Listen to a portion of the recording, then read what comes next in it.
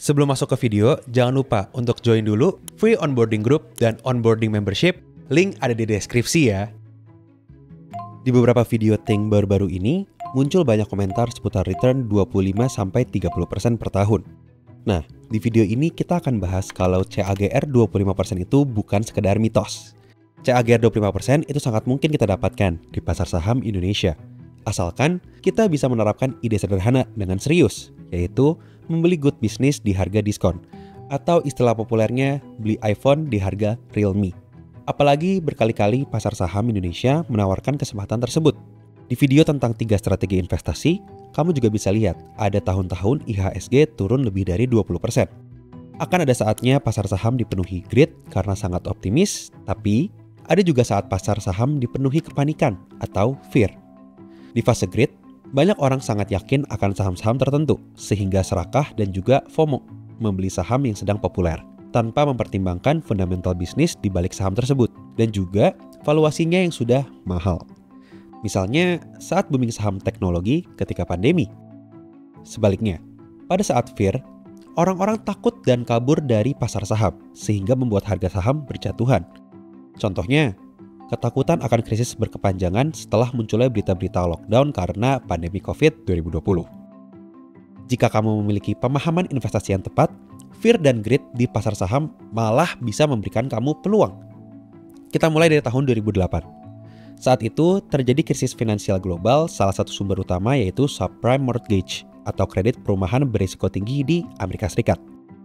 Di awal tahun 2000-an, di saat suku bunga The Fed sedang rendah, bank-bank di Amerika memberikan pinjaman perumahan atau KPR.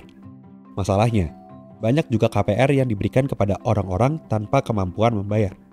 KPR-KPR yang berkualitas buruk itu malah dikemas oleh bank-bank dan manajer investasi di Amerika untuk dijual kembali dalam bentuk produk investasi yang kompleks sehingga terlihat aman dan menguntungkan. Padahal, sebenarnya memiliki resiko tinggi atau dikenal dengan mortgage-backed securities atau MBS.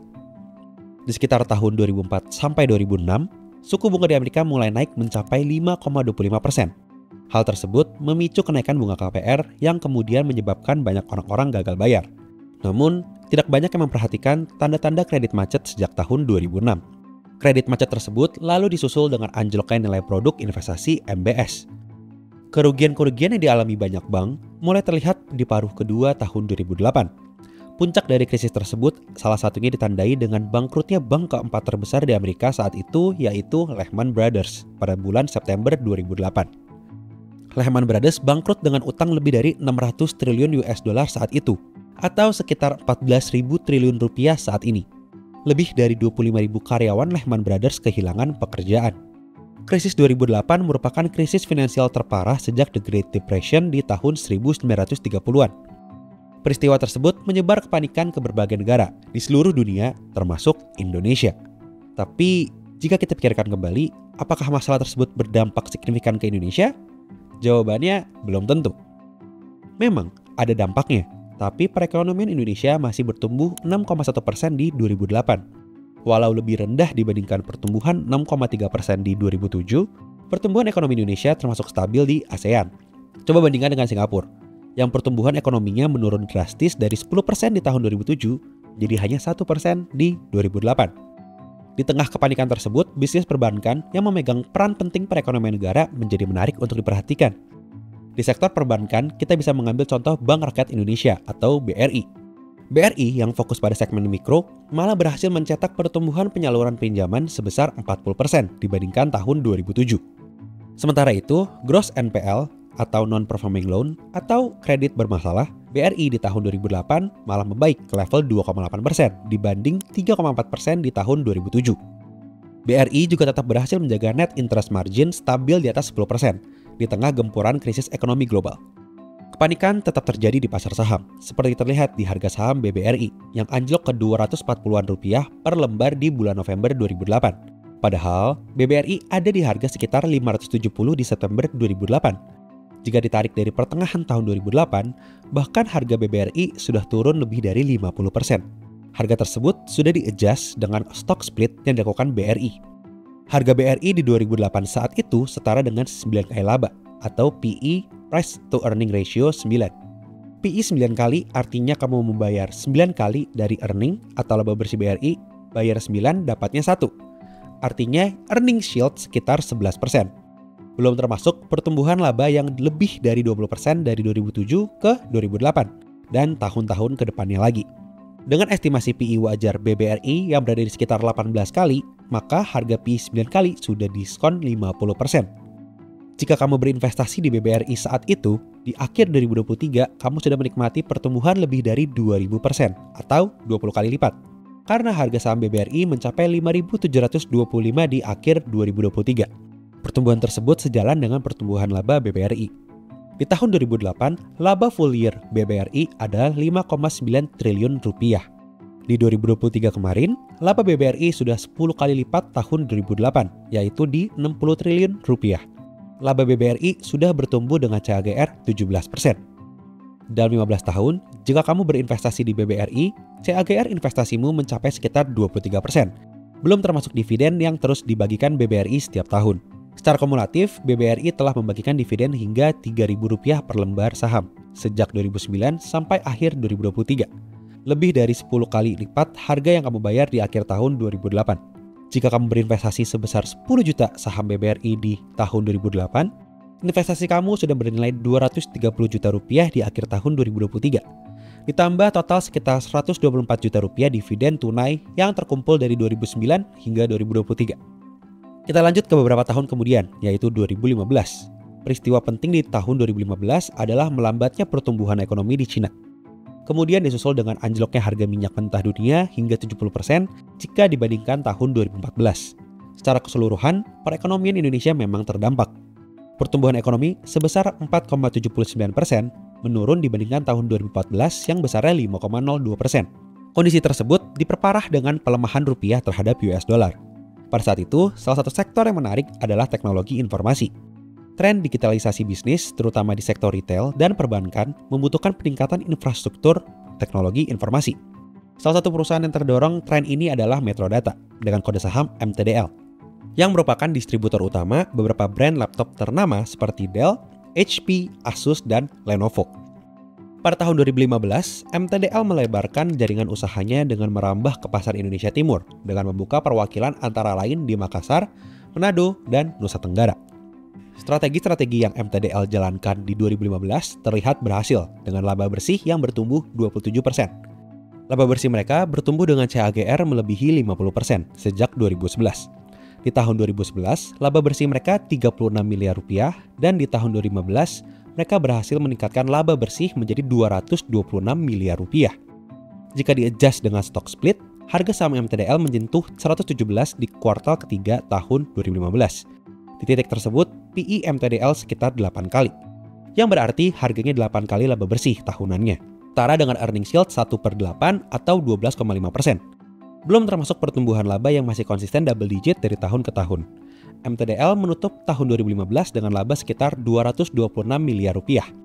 MTDL konsisten menghasilkan pertumbuhan laba dari tahun ke tahun dan di tahun 2023 sudah mencapai Rp650 miliar, sekitar hampir 3 kali lipat laba tahun 2015.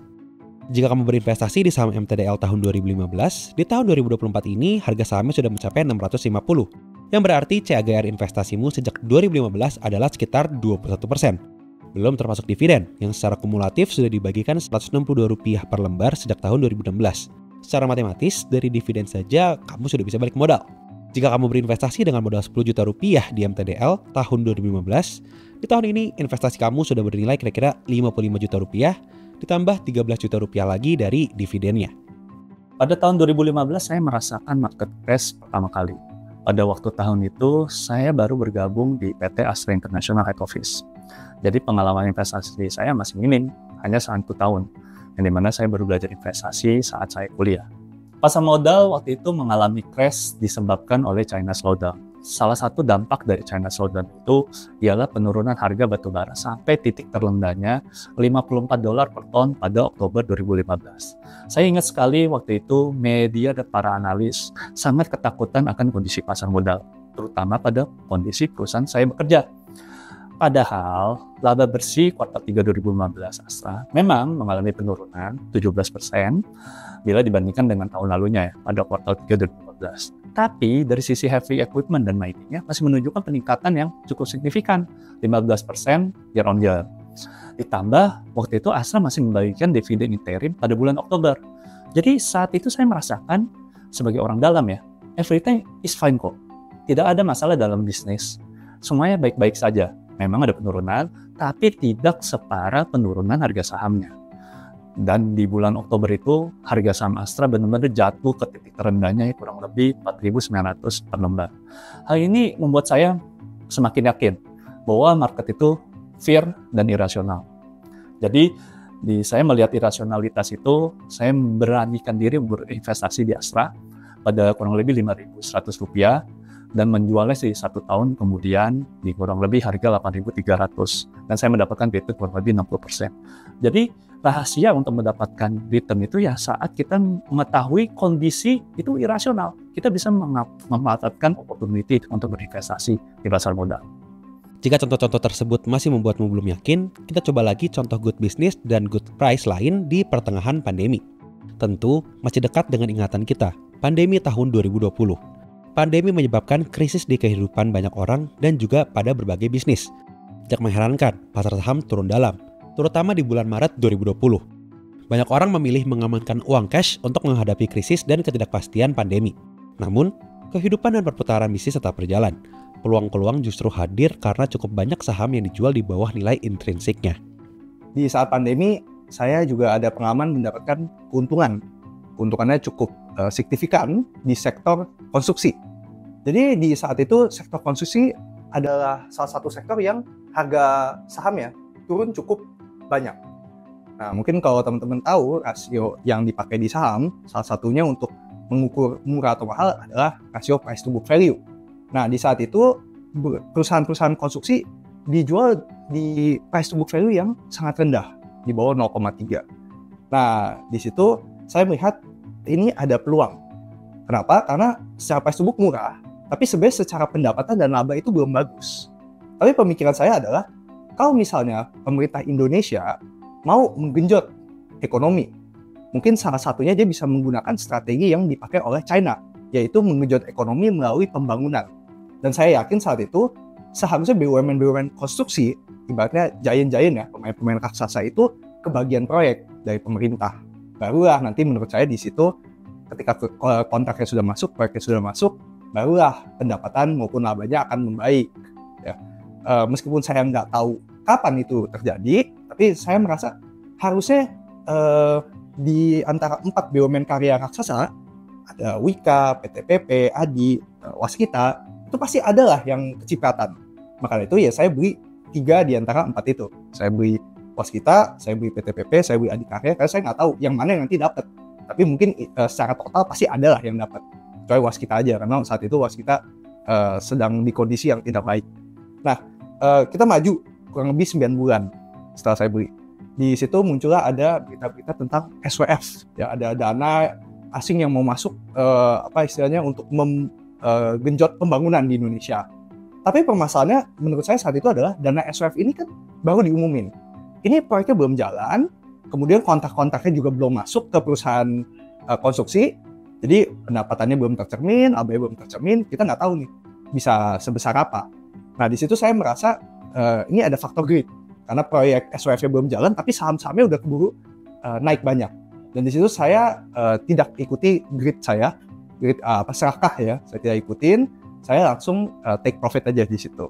Jadi kurang lebih selama 9 bulan itu mungkin saya mencapai keuntungan sekitar 100%. Tentu ada beberapa yang harga sahamnya naik lebih dari 100%, seperti Adikarya.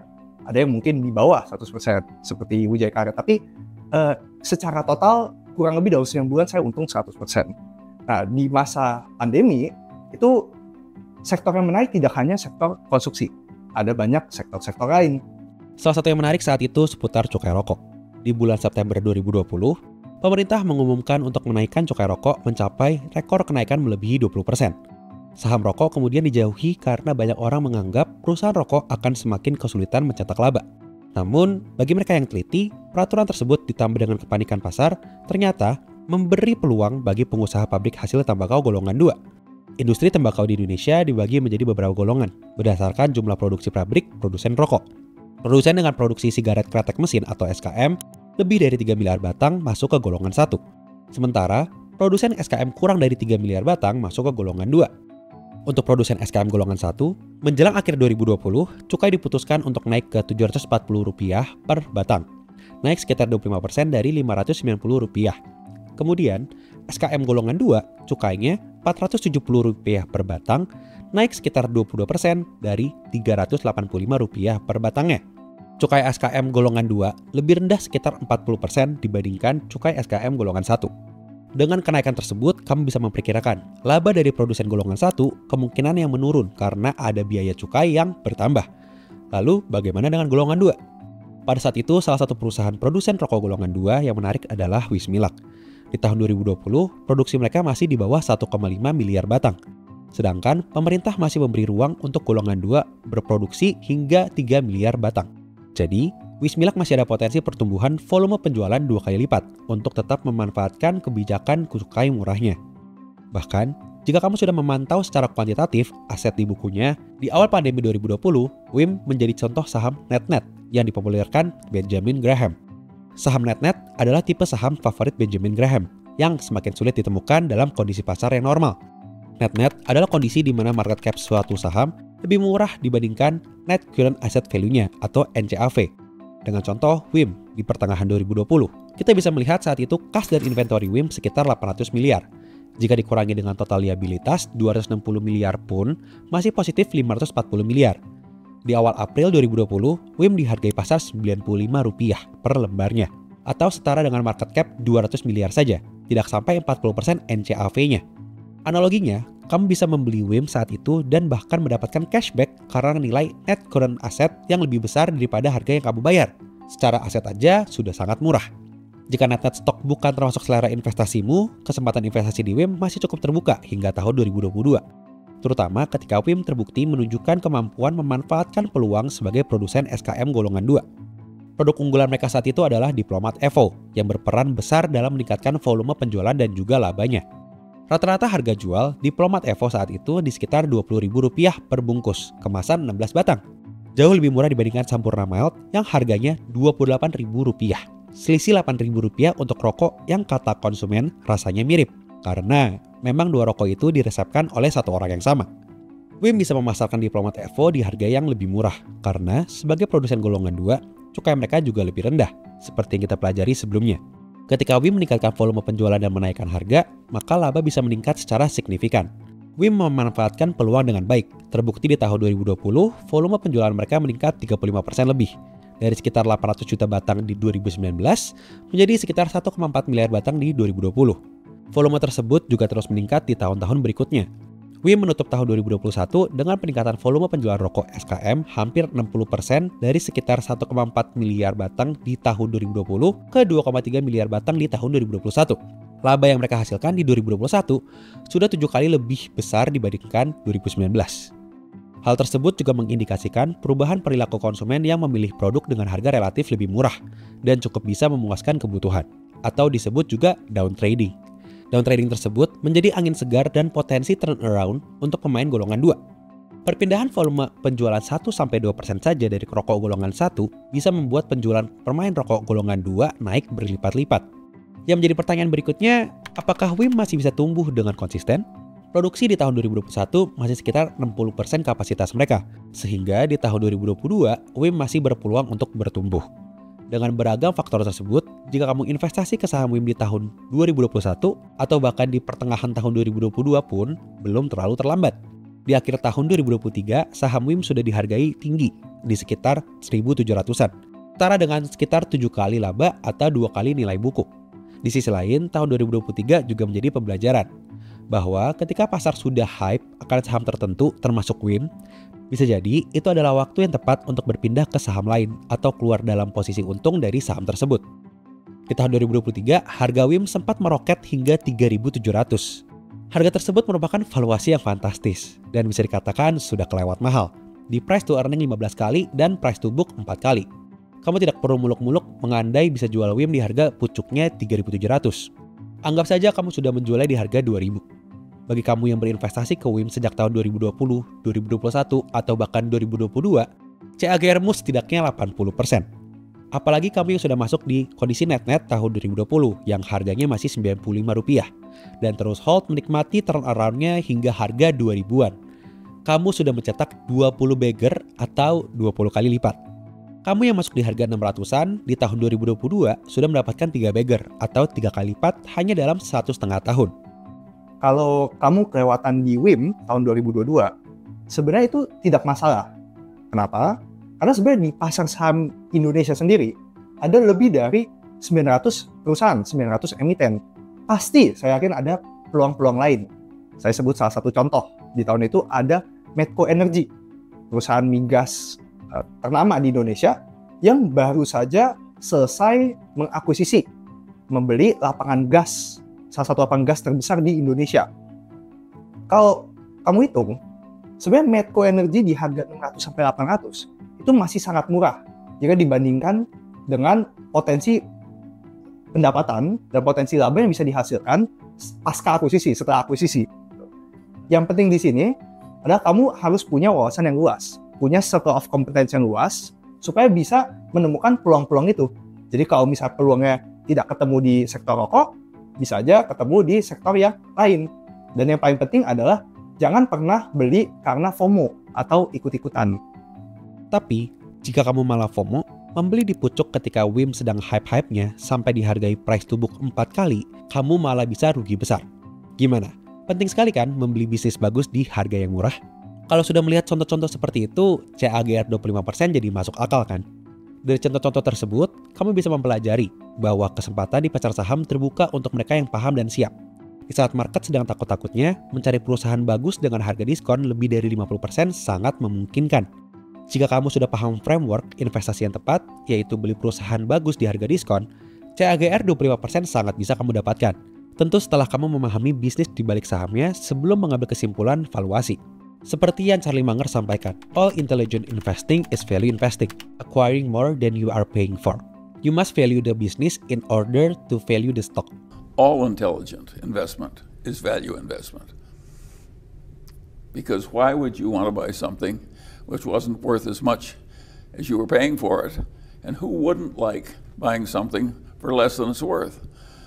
Bahkan ketika video ini dibuat, peluang menarik di IHSG pun masih ada. Long story short, kini saya merasa dejavu kembali melihat banyak berita-berita buruk yang menghantam Astra seperti tahun 2015. Dari Astra yang tidak ESG, Astra ekspansi ke segmen nikel saat harga nikel turun, ketakutan harga batu bara yang sudah turun ke $120 per ton, skandal sertifikasi Daihatsu, rangka ESA Honda motor yang patah, dan bahkan ketakutan pangsa pasar mobil ICE yang tergilas oleh mobil atau motor listrik dari China. Padahal, data di bulan Juni menunjukkan bahwa perusahaan itu masih menguasai hingga 60% market share kendaraan roda 4, lebih dari 70% market share kendaraan roda 2, serta kontribusi konsisten dari segmen kontraktor pertambangan batubara, tambang batubara, dan alat berat. Di akhir tahun 2023 pun, mereka malah mencatat rekor laba bersih tertinggi dalam sejarah konglomerasi.